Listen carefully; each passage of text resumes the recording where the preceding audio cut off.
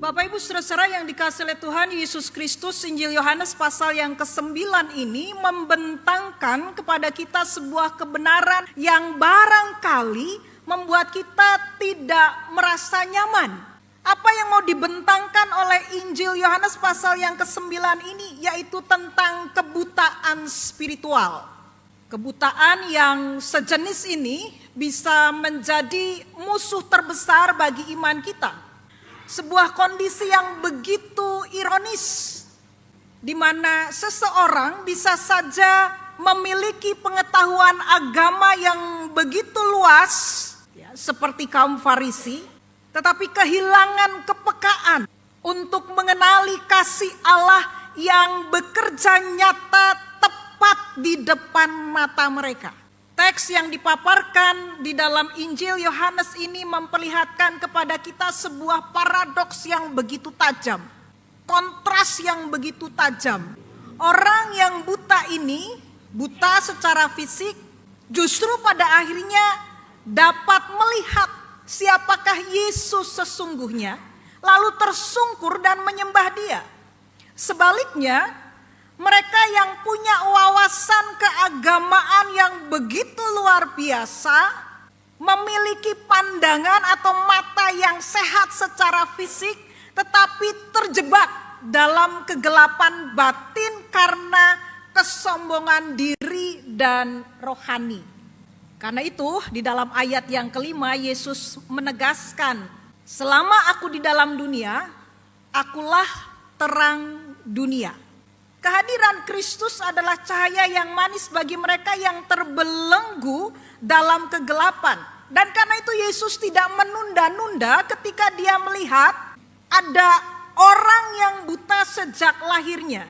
In transitu, di tengah perjalanannya, Yesus memperhatikan orang yang buta. Nah, Bapak Ibu Saudara-saudara, ketika kita membaca pasal 9 ini, kita tidak bisa melepaskan dari pasal sebelumnya yang membuat Yesus berada di dalam bahaya. Kalau kita membaca pasal 8 ayat 48 sampai dengan pasal ayat yang ke-59, apa yang Yesus katakan, apa yang Yesus sampaikan di hadapan orang-orang Farisi dan orang banyak, justru itulah yang memunculkan kebencian di dalam diri orang-orang Farisi ini. Apa yang Yesus katakan? Yesus mengatakan di dalam ayat yang ke-48 sampai dengan ayat yang ke-59 itu bahwa Dia sudah ada sebelum Abraham. Nah, itu yang memicu perdebatan, itu yang memunculkan pertentangan. Ya.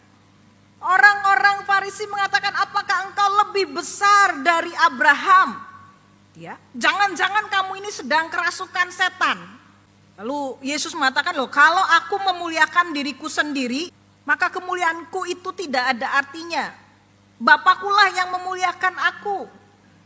Dan tentang aku, Dia menjelaskannya. Aku mengenal Dia, tetapi kamu tidak mengenal Dia. Kalau aku berkata aku tidak mengenal Dia, aku pendusta, sama seperti kamu, ya. Maksudnya bukan kamu yang ada di sini, begitu.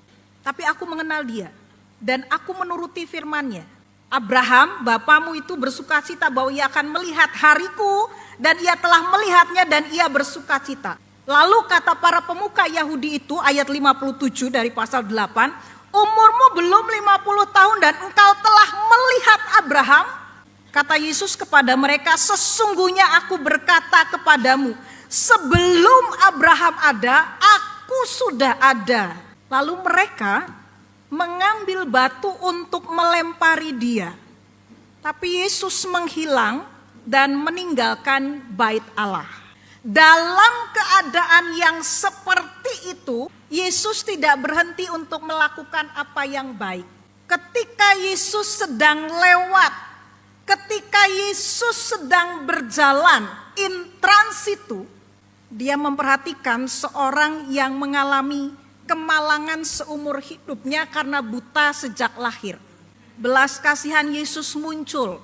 Dengan penuh kelembutan Dia datang kepada orang itu. Dia melihat orang itu.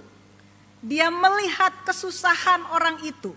Bapak Ibu saudara-saudara yang dikasihi oleh Tuhan Yesus Kristus, Yesus begitu mengindahkan keadaan orang itu, begitu peduli terhadap orang itu.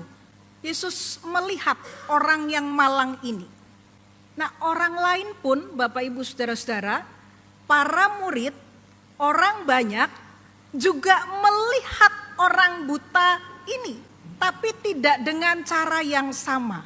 Orang banyak, para murid, ya, melihat menurut kacamata mereka sendiri. Yesus juga punya kacamatanya sendiri.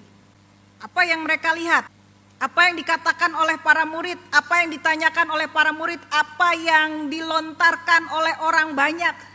Guru, Rabi, siapakah yang berbuat dosa? Dia sendiri atau orang tuanya? Sehingga dia dilahirkan buta. Siapa yang berdosa? Orang ini sendiri atau orang tuanya? Bapak Ibu saudara-saudara yang dikasihi oleh Tuhan Yesus Kristus, pertanyaan para murid dan pertanyaan orang banyak merupakan pertanyaan untuk mencari kesalahan. Siapa yang berdosa? Mereka percaya, mereka menarik kesimpulan begitu saja pada apa yang mereka lihat. Bapak Ibu saudara-saudara, adakah disebutkan nama orang yang buta dari sejak lahirnya?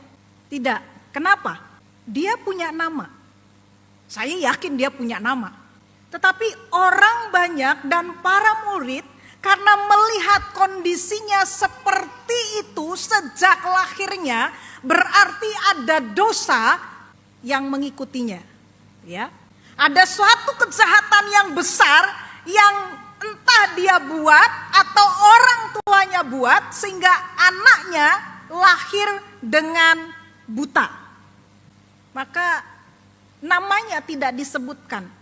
Buat apa menyebutkan nama orang yang sudah rusak? Buat apa menyebutkan nama orang yang sudah tercemar? Buat apa bergaul dengan orang yang sudah rusak dari sejak lahirnya? Itu pandangan orang Yahudi. Jadi tidak usah didekati, tidak usah disebut namanya. Siapa yang salah? Maka mereka bertanya, siapa yang salah guru? Orang ini sendiri atau orang tuanya? Ya. Tetapi Bapak Ibu saudara-saudara yang dikasihi oleh Tuhan Yesus Kristus, Yesus sang Rabi yang bijaksana itu mengutarakan alasan mengapa orang itu buta sekaligus meluruskan sudut pandang para murid dengan berkata, bukan karena dia atau orang tuanya yang telah berdosa. Tetapi ayat yang ketiga, jawab Yesus, bukan dia dan bukan juga orang tuanya, tetapi supaya pekerjaan-pekerjaan Allah dinyatakan di dalam dia. Artinya Allah memiliki kedaulatan atas segala makhluk ciptaan dan juga hak istimewa atas mereka. Allah berhak memakai mereka untuk melayani kemuliaannya dengan cara apapun yang ia anggap pantas. Entah itu dalam tindakan atau dalam penderitaan sekalipun. Nah, kalau Allah dimuliakan baik oleh kita maupun di dalam diri kita, berarti kita tidak diciptakan dengan sia-sia. Orang yang buta dari sejak lahirnya ini dan terus berada di dalam kegelapan yang begitu lama, karena pada akhirnya di dalam dia pekerjaan-pekerjaan Allah dinyatakan.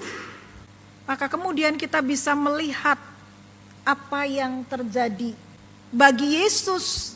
Ketika dia berjalan dan melihat orang itu adalah kesempatan yang baik untuk melakukan apa yang baik. Untuk menyatakan kemuliaan Allah melalui apa yang ia kerjakan. Supaya pekerjaan-pekerjaan Allah dinyatakan. Bukan untuk mengabaikan, bukan untuk menghakimi, bukan untuk menghukum. Bapak Ibu saudara-saudara yang dikasihi Tuhan Yesus Kristus, dan kita kemudian melihat bagaimana Kristus menyatakan kemuliaan Allah. Setelah ia mengatakan semuanya itu, ia meludah ke tanah dan membuat lumpur dengan ludah itu, lalu mengoleskannya pada mata orang buta itu dan berkata kepadanya, pergilah, basuhlah dirimu dalam kolam Siloam, yang artinya yang diutus. Orang itu pun pergi membasuh dirinya lalu kembali dan dapat melihat. Bapak Ibu saudara-saudara, kita melihat bagaimana pada akhirnya Allah dimuliakan. Dan bukankah ketika kita memasuki dan menghayati masa prapaskah, kita sedang mengarahkan pandangan kita, iman kita kepada Dia yang sengsara, tetapi sekaligus pada saat yang bersamaan sedang memuliakan Allah Bapanya. Salib tidak hanya berbicara tentang penderitaan, tetapi salib sekaligus berbicara tentang kemuliaan Allah yang dinyatakan. Bapak Ibu saudara-saudara, kita bisa melihat pada akhirnya bagaimana kemudian orang buta ini memberi dirinya, memberi hidupnya, mempercayakan hidupnya kepada Tuhan. Dia berkata, satu hal yang aku tahu, aku tadinya buta dan sekarang dapat melihat. Dulu aku buta, tetapi sekarang aku melihat.